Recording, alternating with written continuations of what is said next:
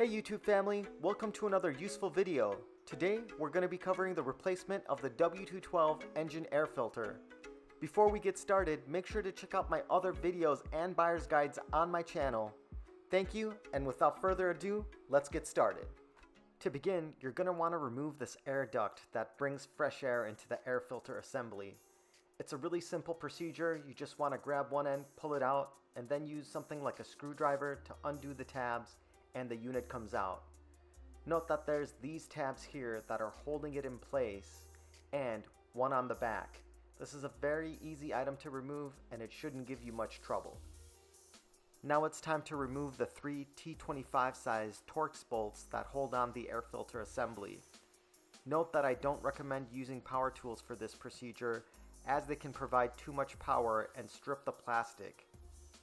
You'll probably need to use some sort of stubby wrench that will give you enough space to remove the bolts. They're pretty long.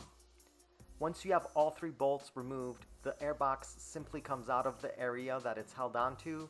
It has 2 tabs on the bottom that keep it in place. Note that the part number for this is A2760940004. This will be the correct air filter for all 2013 through 2016 Mercedes E350 models.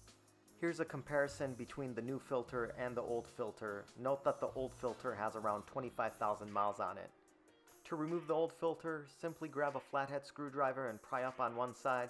There's 2 rubber tabs that hold it into the airbox assembly. Note that you can tell that this air filter is a little bit dirty, but it's not too bad.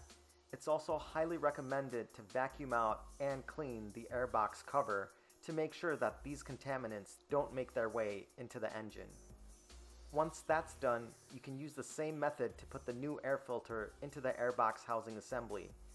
Simply grab the filter, put it in place, and then apply pressure on the 2 rubber tabs in the middle so that they lock the air filter into the housing. To reinstall the air filter, you'll want to make sure that the 2 plastic tabs align correctly on the bottom of the housing where it connects to the engine, and then reinstall the screws.